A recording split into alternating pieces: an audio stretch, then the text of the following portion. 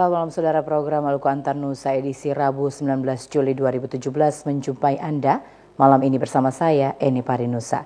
Sejumlah topik menarik telah disiapkan tim redaksi kami untuk Anda simak, namun sebelumnya kita ikuti cuplikan berita utama Maluku Antar Nusa malam ini.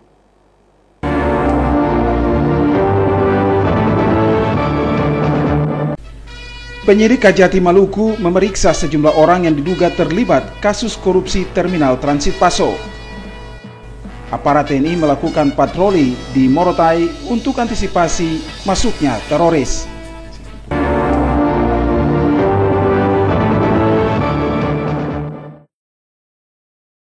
Saudara, demikian topik utama Maluku Antar Nusa malam ini di samping beragam berita menarik lainnya. Dan kini kita ikuti Maluku Antar Nusa selengkapnya.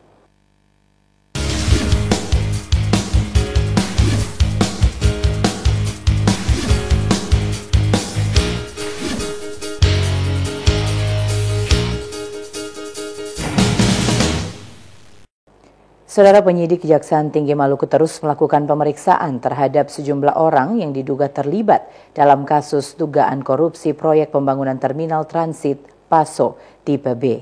Kejaksaan menegaskan setiap orang yang terlibat dalam kasus tersebut akan diperiksa.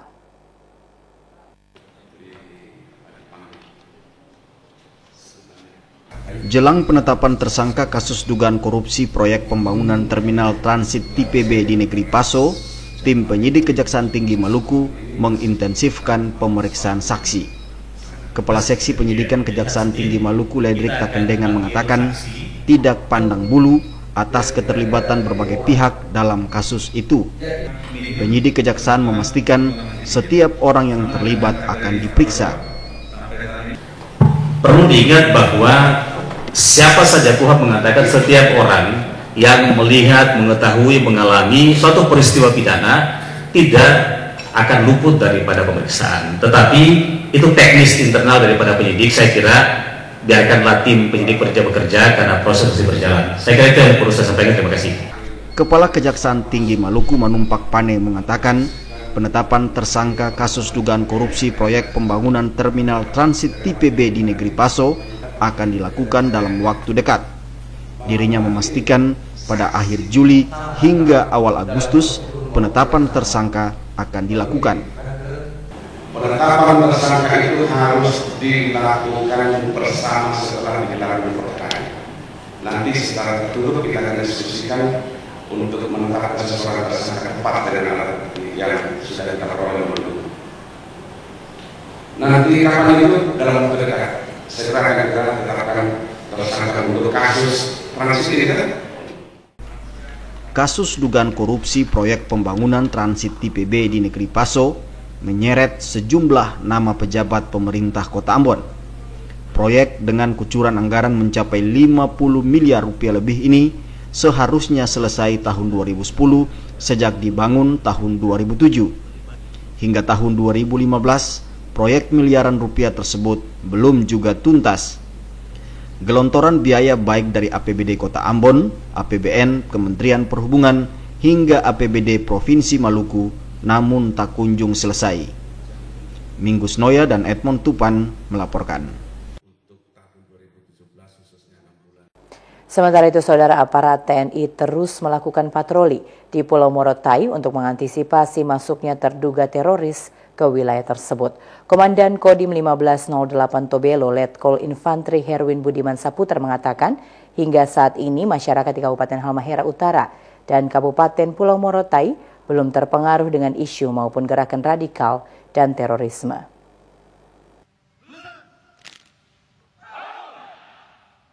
Aparat TNI hingga saat ini belum mendeteksi masuknya kelompok teroris ke Halmahera Utara maupun Morotai pasca baku tembak di Marawi, Filipina. Meski demikian, Kodim 1508 sudah gencar melakukan patroli dan melakukan sosialisasi ke masyarakat. Hal ini bertujuan agar masyarakat tidak terpengaruh dengan gerakan radikal maupun terorisme. Menurut Komandan Kodim 1508 Tobelo, Letnan Kolonel Herwin Budiman Saputra, Tobelo, Kabupaten Halmahera Utara dan Kabupaten Pulau Morotai perlu diwaspadai karena sangat berdekatan dengan Filipina. Namun sejauh ini masih aman dan belum terindikasi masuknya terduga teroris ke sana.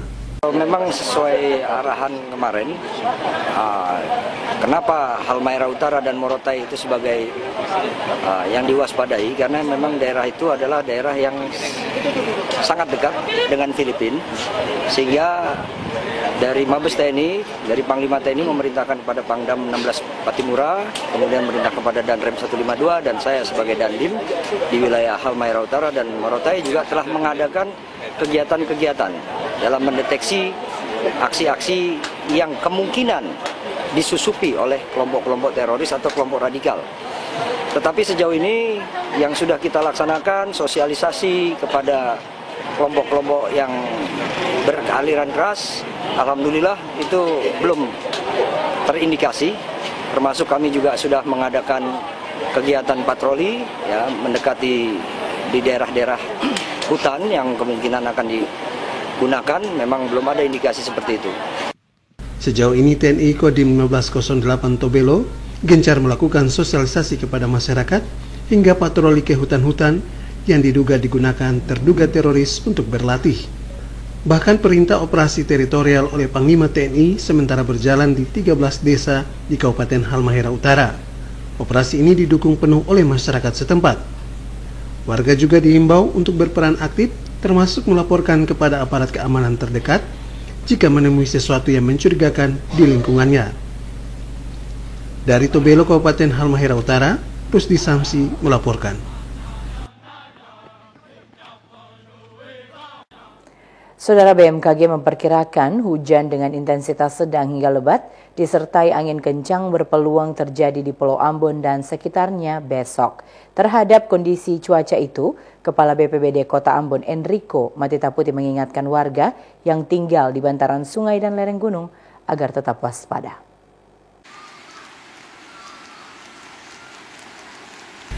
Pada website resminya, BMKG mengeluarkan peringatan dini terhadap cuaca buruk yang berpeluang terjadi di sekitar Pulau Ambon dan sekitarnya. Badan Meteorologi, Klimatologi, dan Geofisika memperkirakan hujan dengan intensitas ringan hingga lebat disertai angin kencang berpeluang terjadi di Pulau Ambon, Pulau-Pulau Liase, dan sekitarnya besok. Mencermati perakiran cuaca itu, Kepala Badan Penanggulangan Bencana Daerah Kota Ambon, Enrico Matitaputi, mengimbau warga tetap waspada, terutama bagi warga Kota Ambon yang tinggal di bantaran sungai dan lereng gunung. Kewaspadaan itu diperlukan karena hujan dengan intensitas lebat berpotensi mengakibatkan banjir dan longsor. Sementara bagi warga yang melakukan perjalanan di daerah perbukitan untuk menghindari daerah rawan longsor. Koordinasi dengan BMKG, baru tadi kami koordinasi langsung dengan Kepala Stasiun Meteorologi di Laha. Curah hujan untuk ke depan ini sampai dengan hari Kamis Jumat itu masih ada, cukup tinggi, sedang sampai lebat. Dan untuk bulan Juli ini memang kita perlu waspada, kita perlu berhati-hati khususnya untuk saudara yang tinggal di lereng gunung, kemudian di bantaran sungai, dan juga melakukan perjalanan khususnya di daerah pegunungan, di daerah Timur Selatan itu hati-hati karena kemarin banyak yang tebing yang longsor dan kondisi itu bisa tiba-tiba. Jadi kalau misalnya ada hujan, hati-hatilah kalau melakukan perjalanan di daerah Timur Selatan. Enrico Matitaputi mengatakan hasil pendataan petugas BPBD pada hujan Senin lalu, 400 lebih rumah warga terendam banjir. Longsor juga melanda sejumlah pemukiman. Selain itu, talut di beberapa sungai rusak. Kerusakan terparah terjadi di talut sekolah SMP Alwatan Ambon. Tidak ada korban dalam bencana yang terjadi Senin lalu. Menyikapi kondisi itu, BPBD telah melakukan tanggap darurat. Bantuan tanggap darurat yang disalurkan kepada warga yang terkena bencana di 5 kecamatan berupa penyaluran 200 lebih tarpal, karung, dan skop. Enrico Matitaputi mengatakan masyarakat Kota Ambon sangat proaktif terhadap kondisi alam yang terjadi. Pasca banjir Senin lalu, BPBD masih memberlakukan masa tanggap darurat untuk membantu warga yang terkena musibah. Hamzah Tomia melaporkan. Saudara, Universitas Patimura bekerja sama dengan salah satu universitas ternama di Rusia dalam pengembangan penelitian. Informasi selengkapnya dapat Anda ikuti setelah jeda berikut ini.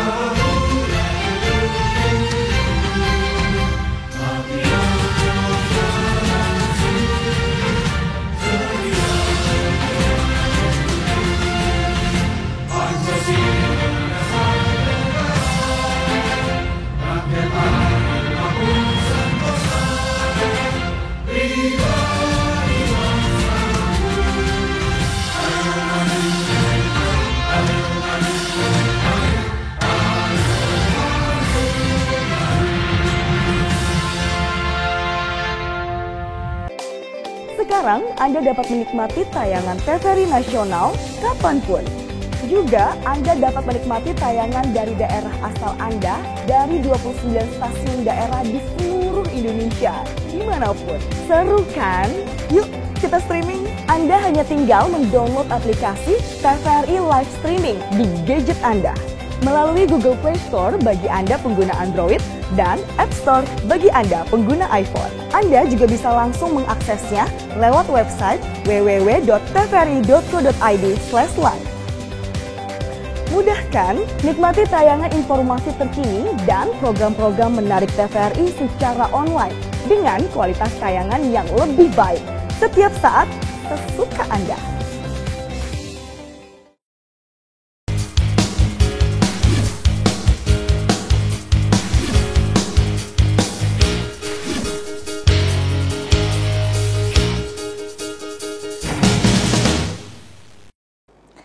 Saudara, Universitas Patimura bekerja sama dengan Tom State University, salah satu universitas ternama di Rusia, untuk pengembangan penelitian. Kerjasama ini akan ditindaklanjuti dengan pengiriman siswa dan dosen untuk studi dan tukar-menukar tenaga dosen.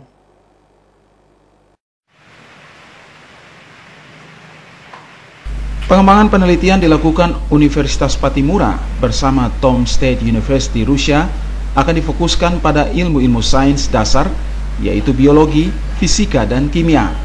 Dalam waktu dekat, pihak Universitas Tom State akan mengunjungi Unpati guna memasang peralatan untuk memonitor ikan dan plankton. Dengannya, dosen maupun mahasiswa pada fakultas-fakultas terkait akan dipersiapkan utamanya dari sisi komunikasi berbahasa Rusia. Saat ini Unpati telah menyiapkan Russian Corner atau kursus bahasa Rusia bagi mahasiswa maupun dosen. Selain melakukan kerjasama dalam bidang penelitian, Unpati akan mengirim dosen maupun mahasiswa untuk belajar maupun bertukar tenaga dosen Unpati dan Rusia dalam mengajar. Yaitu tanda tangan MOU dengan salah satu universitas yang punya nama juga di dunia, yaitu Tom State University di kota Tom. Universitas itu dia lebih banyak orientasi ke penelitian. Dan karena itu dalam waktu yang tidak terlalu lama kita akan membangun hubungan kerjasama penelitian dalam berbagai bidang dengan mereka. Dan mereka juga akan datang di Maluku, khususnya di Unpati, untuk memasang satu alat yang bisa kita pantau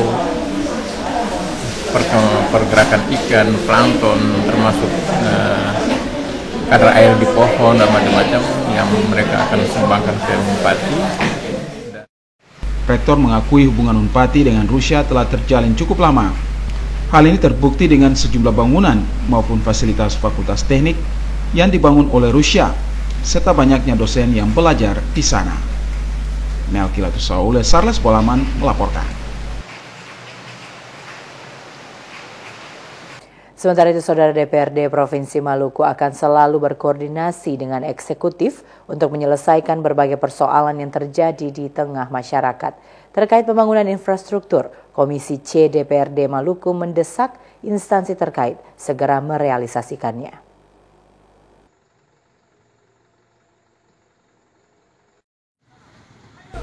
Desakan Komisi C DPRD Maluku itu disampaikan Wakil Ketua Komisi C DPRD Maluku, Sodarmo, dalam rapat kerja Komisi C DPRD Maluku dengan sejumlah SKPD di lingkup pemerintah Provinsi Maluku, antara lain Dinas Pekerjaan Umum dan Dinas Perhubungan Provinsi Maluku.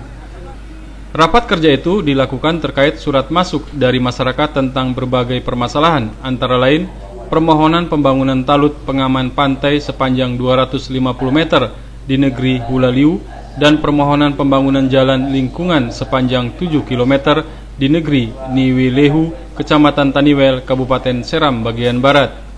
Pihak Dinas PU Maluku mengaku telah menerima surat permohonan pembangunan talut di negeri Hulaliu dan pembangunan jalan lingkungan Niwilehu. Namun pembangunan infrastruktur itu akan disesuaikan dengan kewenangan dan mekanisme pihak-pihak terkait, terutama pemerintah kabupaten.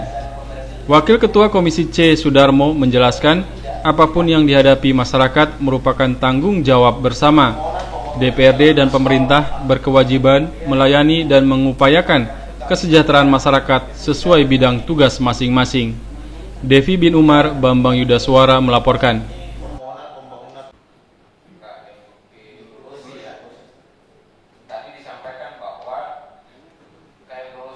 Sementara itu, saudara, penyebaran tenaga kesehatan, khususnya dokter, menjadi kendala dalam peningkatan pelayanan kesehatan di Maluku. Selain itu, fasilitas pelayanan seperti puskesmas juga belum banyak menjangkau masyarakat.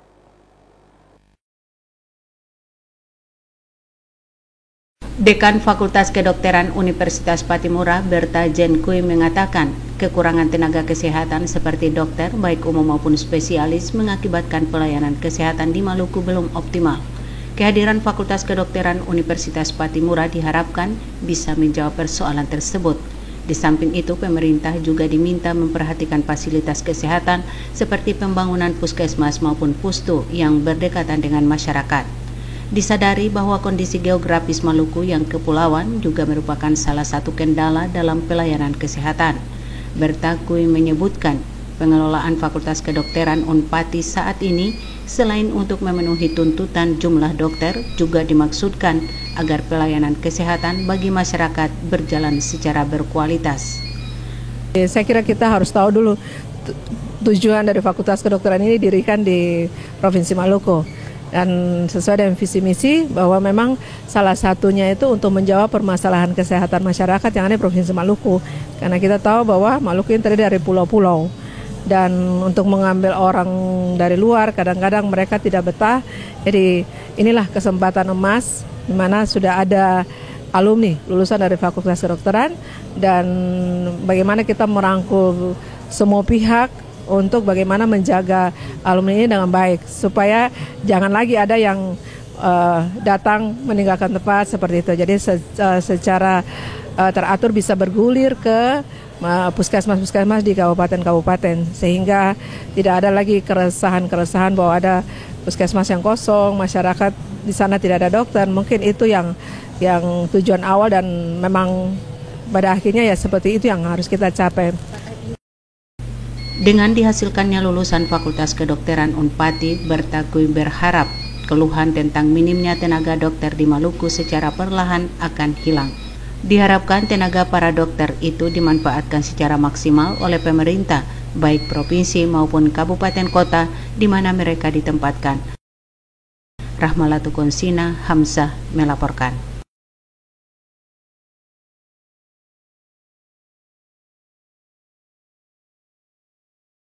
Saudara, kafilah STQ asal Maluku tampil maksimal pada STQ tingkat nasional di Kota Tarakan, Kalimantan Utara.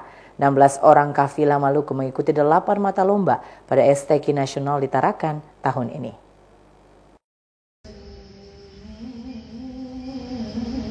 Seleksi tilawatil Quran tingkat nasional yang sementara berlangsung di Kota Tarakan mempertandingkan 8 cabang lomba. 8 cabang lomba tersebut masing-masing tilawah anak-anak dan dewasa putra-putri, tafsir bahasa Arab putra-putri, hifzil 1 juz, 5 juz, 10 juz, 20 juz, dan 30 juz putra-putri. Kafilah Maluku sebanyak 16 peserta mengikuti semua cabang lomba. Dalam setiap mata lomba yang diikuti, kafilah Maluku selalu didampingi ketua harian dan pengurus LPTQ serta pelatih. Hingga memasuki hari ketiga pelaksanaan lomba, Maluku masih menyisakan 2 mata lomba yang akan tampil pada pagi dan malam hari.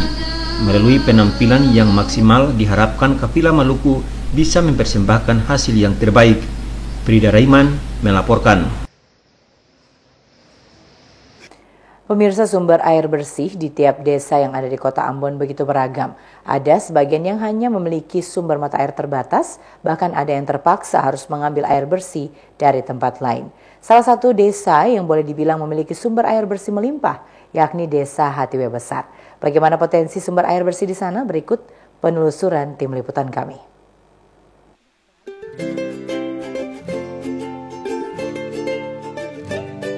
Preview.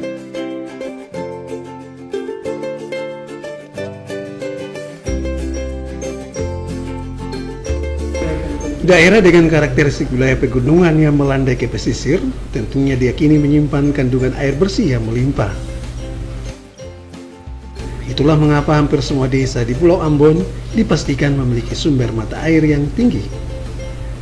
Salah satu realita ini bisa dijumpai di Desa Hatio Besar, Kecamatan Teluk Ambon. Desa yang terletak di pesisir utara Teluk Ambon ini bisa dijumpai sumber mata air yang boleh dibilang melimpah. Di Desa Hatio Besar terdapat 2 aliran sungai besar atau air batang yang mengaliri 11 aliran sungai kecil. Aliran sungai-sungai inilah yang masih dimanfaatkan warga desa untuk seluruh hajat hidup mereka, mulai dari memasak, mencuci, dan mandi. Potensi kekayaan ini masih dijaga masyarakat Hatio Besar hingga saat ini. Aliran sungai yang mengalir sekarang telah dikembangkan dengan dipasang jaringan pipa untuk mengaliri air ke rumah-rumah warga. Program pipanisasi ini sudah berjalan sejak 2 tahun terakhir. Awalnya pemerintah desa ditawari program pipanisasi dari salah satu instansi pemerintah. Tawaran ini disambut baik pemerintah desa dan direalisasikan dengan pemasangan instalasi pipa sejauh 1,5 km. Tahapan awal pipanisasi ini terinstal hanya untuk 2 dusun. Melihat apresiasi warga desa yang cukup tinggi, pemerintah desa Hatio pun menyambut tawaran kedua dengan pipanisasi lanjutan. Instalasi lanjutan ini sejauh hampir 7 km dan mencakup 90% wilayah desa Hatio Besar. Dengan pemasangan pipa-pipa ke rumah warga, kini warga Hatio Besar sudah bisa dengan mudah menikmati aliran air langsung ke rumah mereka.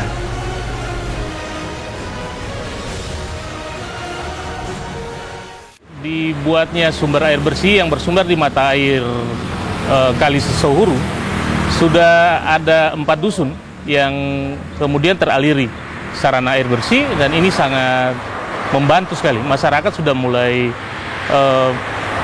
selama ini kebutuhan air kan biasa langsung ambil di kali ataupun di sumur-sumur yang sangat terbatas, di sumur misalnya dan di kali, tapi ini sekarang orang sudah keluar di areal dapur, di halaman rumah sudah bisa mendapat kebutuhan air bersih. Untuk menjaga kelancaran debit air dari sumber mata air, warga desa pun diimbau agar selalu menjaga hutan dari kerusakan. Pemerintah desa telah mengeluarkan aturan yang melarang warga menebang pohon sembarangan dan tidak membuang sampah di bantaran sungai, serta tidak membangun di sekitar mata air. Aturan ini pun disepakati warga untuk dipegang teguh. Dengan ajakan ini tentunya sumber-sumber air bersih yang ada di Hatio Besar akan selalu terlindung dari kerusakan. Abdul Yasser, Cakta Maila melaporkan.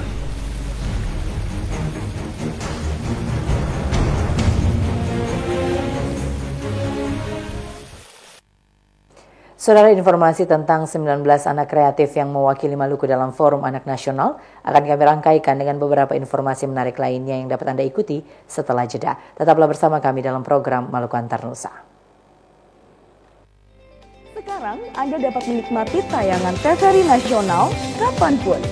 Juga Anda dapat menikmati tayangan dari daerah asal Anda dari 29 stasiun daerah di seluruh Indonesia, dimanapun. Seru kan?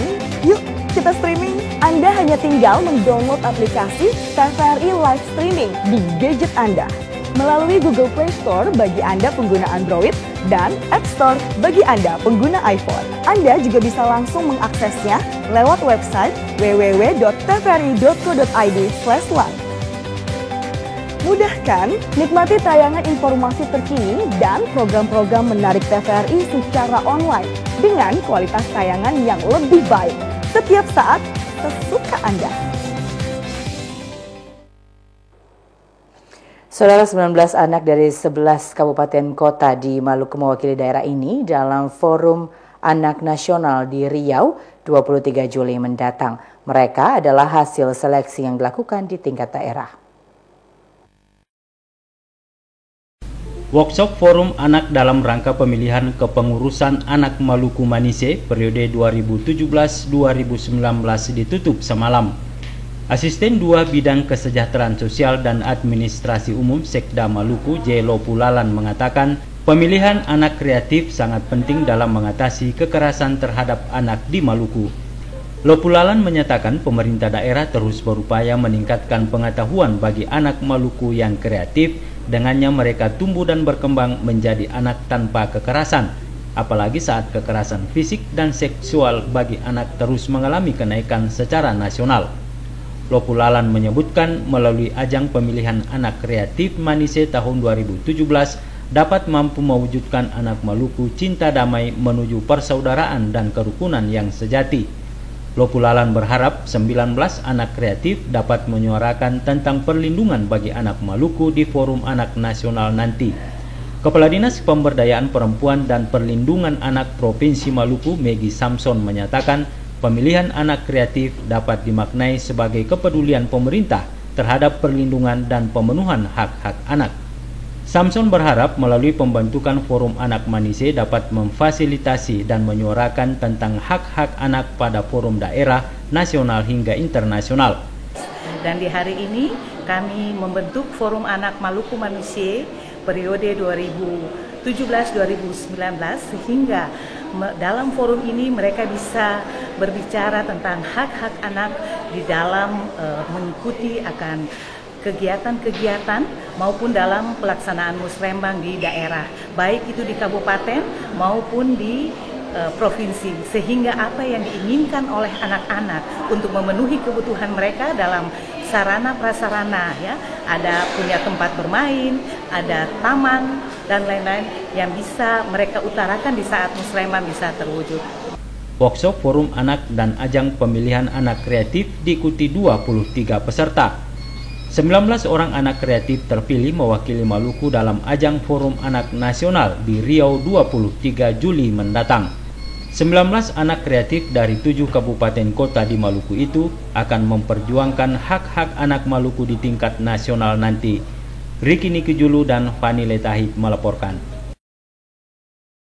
Sementara itu, Saudara, Universitas Patimura menggelar Halal Bihalal yang dirangkai dengan kuliah umum Rabu lalu. Ketua Umum PBNU Said Akil Siraj hadir memberikan kuliah umum. Peringatan Halal Bihalal Unpati yang dirangkai dengan kuliah umum ini dihadiri Ketua Umum PBNU Said Akil Siraj. Halal Bihalal ini menyoroti tema nilai-nilai keagamaan dan kebangsaan dalam mempertahankan eksistensi Negara Kesatuan Republik Indonesia. Ketua Umum PBNU Said Akil Siraj dalam kuliah umum menyatakan, kondisi bangsa saat ini telah mengalami degradasi nasionalisme. Kondisi bangsa kian terpuruk akibat adanya ideologi dan paham radikal. Selain persoalan SARA, kepentingan politik kelompok maupun institusi menjadikan persoalan bangsa semakin kompleks. Menurut Siraj, agama tidak harus dipersoalkan. Permusuhan atas dasar ajaran agama mesti dihentikan, karena tidak ada artinya agama jika tidak membangun perdamaian. Siraj berharap masyarakat Maluku mesti membangun kehidupan yang rukun, karena masa lalu yang kelam telah berbuah penderitaan. Untuk itu, melalui Halal Bihalal yang digelar saat ini, Siraj meminta Sivitas Akademika Unpati untuk tetap menjaga keharmonisan persaudaraan yang sudah dibangun selama ini. Saya mohon masyarakat Maluku menjaga ketertiban, kedamaian, hidup bersama dengan rukun. Masa lalu telah menjadikan masyarakat Maluku yang berdarah-darah, yang tidak ada gunanya, yang ada tinggal penyesalan, tidak ada yang bisa diambil dari kejadian konflik itu, kecuali mari kita merapatkan kembali persaudaraan kita. Dan hal bihalal yang ini dihadiri oleh berbagai agama, saya sangat bangga dan bersyukur bisa menyampaikan. Rektor Unpati Profesor Dr. MJ Sapteno mengakui kehadiran Ketua PBNU di Unpati sangat positif dalam memberikan berbagai pencerahan. Dengannya kampus Orang Basudara ini ke depan akan melahirkan pemimpin-pemimpin yang bijak agar Maluku dapat berjaya dan keluar dari keterpurukan dan kemiskinan. Unpati saat ini menerima masyarakat dari luar Maluku untuk bersekolah di perguruan tinggi tersebut. Melkiratus Saule, Saras Bolaman melaporkan. Saudara, Dinas Perpustakaan dan Kearsipan Maluku kembali menggelar lomba bercerita bagi siswa sekolah dasar dan madrasah ibtidaiyah tingkat provinsi. Informasi selengkapnya dapat Anda ikuti setelah jeda berikut ini. Anda dapat menikmati tayangan TVRI Nasional kapanpun.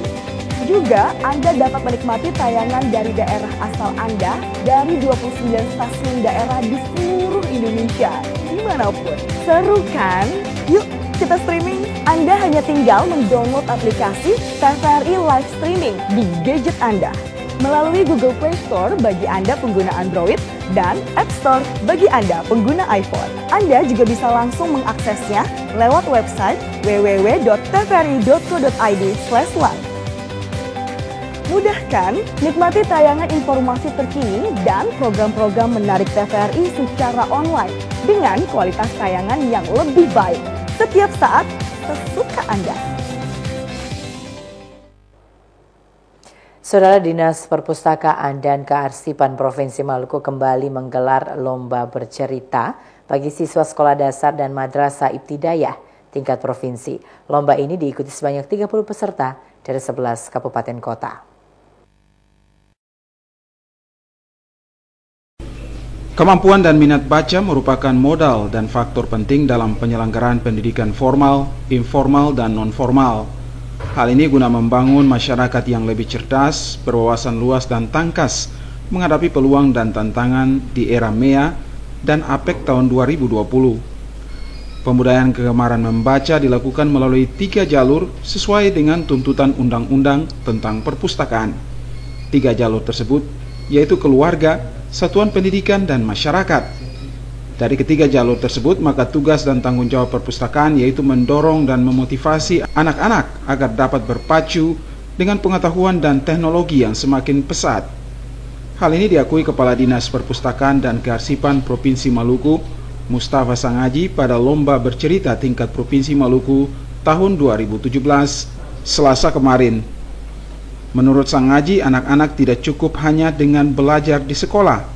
Pengetahuan yang didapatkan di sekolah berkisar 40%, padahal mereka masih bisa mendapatkan berbagai pengetahuan penting melalui kegiatan ekstra maupun kesempatan untuk membaca di perpustakaan. Melalui pendidikan formal, orang tua dan lembaga kemasyarakatan. Dari sebenarnya kalau kita bagi ya 35 lah, tapi sudahlah kita beri porsi kepada pendidikan formal 40% di sekolah ya, tatap muka. Berarti sisanya 60% di luar. Jadi 60 di luar itu tanggung jawab lembaga-lembaga masyarakat seperti perpustakaan, seperti orang tua. Jadi tanggung jawab pendidikan itu tidak hanya untuk pendidikan di sekolah. Pembudayaan kegemaran membaca pada anak-anak lebih mudah dilatih dan ditanamkan sedini mungkin yang dilaksanakan secara berkelanjutan. Guna mengembangkan kegemaran membaca di tingkat sekolah dasar dan madrasah ibtidaiyah, Perpustakaan Nasional RI tahun ini melaksanakan lomba bercerita. Lomba bercerita tersebut mengambil tema menumbuhkan kegemaran membaca dan kecintaan terhadap budaya lokal dalam membangun karakter, kecerdasan, dan inovasi masyarakat. Pembudayaan kegemaran membaca ini akan dilakukan secara berkelanjutan dalam kondisi yang harmonis dan komunikatif. Melkilatus Saule, Sarles Bolaman melaporkan. Sementara itu, Saudara, SMP Negeri 1 Tual menyelenggarakan pengenalan lingkungan sekolah bagi siswa baru di sekolah tersebut. Kegiatan itu diharapkan dapat membentuk karakter siswa sebagai generasi yang berprestasi dan kreatif.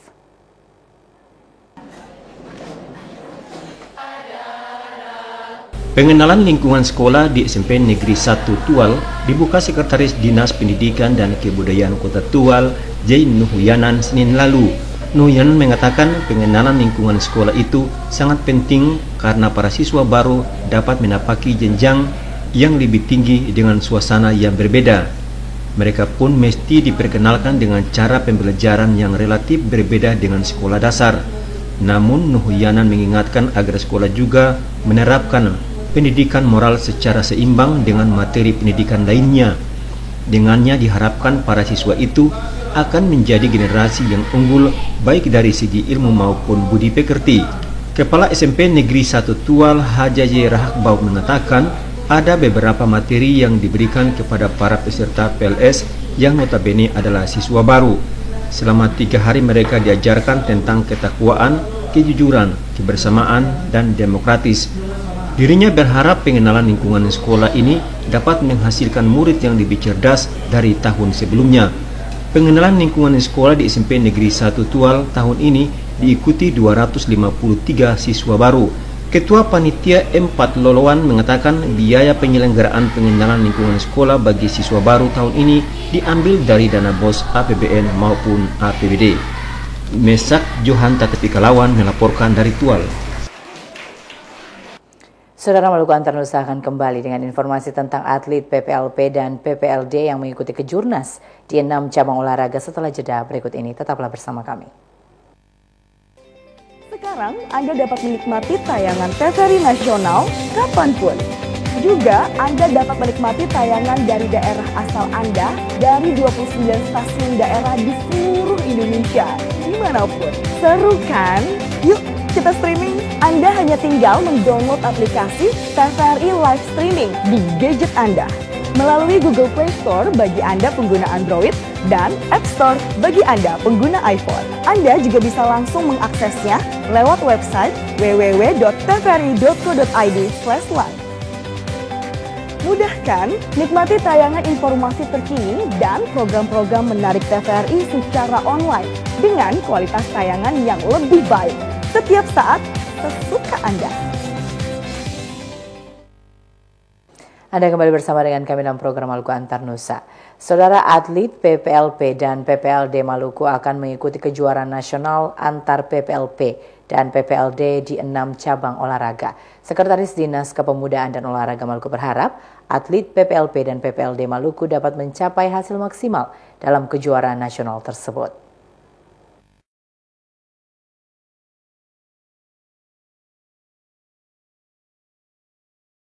Atlet PPLP dan PPLPD Maluku yang akan mengikuti kejuaraan nasional antar PPLP dan PPLPD itu masing-masing pada cabang olahraga atletik, dayung, tinju, sepak bola, karate, dan taekwondo. Mereka akan mengikuti kejuaraan nasional pada 6 daerah yang berbeda. Cabang olahraga sepak bola akan berlangsung di Provinsi Riau, karate di Sumatera Barat, dayung di Sulawesi Tengah, tinju di Maluku, taekwondo di Sulawesi Utara, serta atletik di Papua. Tujuan dari kejuaraan nasional antar PPLP dan PPLPD ini sebagai bagian dari sistem olahraga pelajar nasional yang berjenjang dan berkelanjutan, serta sebagai ajang seleksi atlet terbaik untuk dipersiapkan dalam mengikuti event lanjutan yang disesuaikan dengan kalender nasional.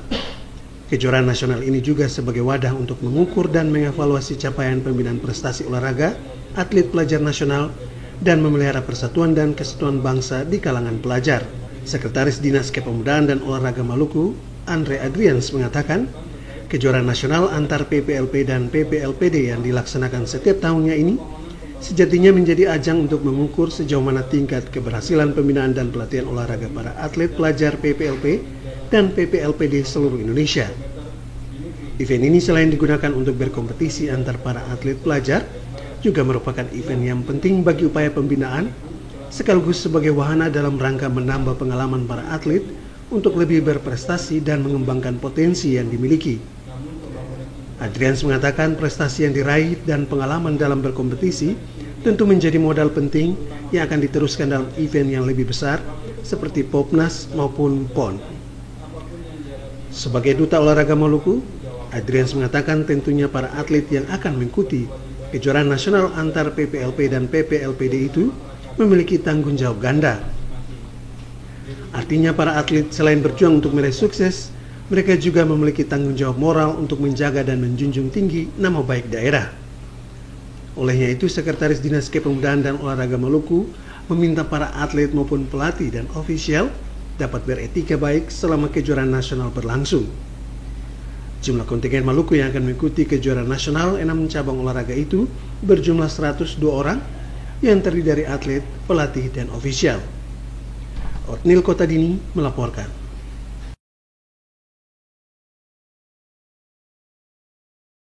Sementara itu, saudara, 100 orang calon tenaga kerja mengikuti magang ketenaga kerjaan dalam negeri selama 6 bulan. Mereka akan ditempatkan di sejumlah perusahaan BUMN dan BUMD serta perusahaan industri lainnya di Kota Ambon. Sekretaris Dinas Naker Trans Maluku Joshua Marlisa berharap calon tenaga kerja dapat menunjukkan dedikasi dan prestasi saat memasuki dunia kerja nanti. Dinas Naker Trans Maluku terus berusaha menekan tingkat pengangguran di daerah ini. Untuk itu, Dinas Tenaga Kerja dan Transmigrasi Provinsi Maluku menggelar magang bagi 100 calon tenaga kerja yang mulai dilaksanakan Rabu pagi. Magang tersebut akan berlangsung selama 5 bulan. Ketua Panitia Magang Dalam Negeri Melianus Hani Kakerisa menyebutkan magang dalam negeri bertujuan untuk menyiapkan calon tenaga kerja dengan pengetahuan, keterampilan dan pengalaman sebelum masuk dalam dunia kerja. 100 orang tenaga kerja itu berasal dari 5 kejuruan yakni perhotelan, komputer, motor roda 2, welding, penata rambut dan pramuniaga. Mereka akan ditempatkan di sejumlah perusahaan BUMN dan BUMD serta perusahaan industri lainnya di Kota Ambon. Saat membuka kegiatan tersebut, Sekretaris Dinas Naker Trans Maluku Joshua Marusa berharap calon tenaga kerja dapat menunjukkan dedikasi dan prestasi saat memasuki dunia kerja nanti. Magang bagi pencari kerja merupakan program pemerintah dalam mengurangi tingkat pengangguran dan kemiskinan di Provinsi Maluku. Selain sebagai peningkatan keahlian bagi pencari kerja, magang tersebut dapat membantu perusahaan dan industri dalam proses rekrutmen tenaga kerja sesuai kompetensi dan kebutuhan pasar kerja. 100 orang calon tenaga kerja itu akan dilatih oleh Balai Latihan Kerja, Asosiasi Profesi, dan dari Dinas Tenaga Kerja dan Transmigrasi Provinsi Maluku selama 5 bulan. Rekini Kiyulu dan Panile Tahid. Saudara, Musyawarah Daerah Maluku Gereja Pantai Costa di Indonesia yang berlangsung di Ambon mengagendakan pergantian pengurus. Dalam forum yang akan berlangsung selama 3 hari bertema menjadi jemaat yang kokoh, bertumbuh, terang, dan mulia.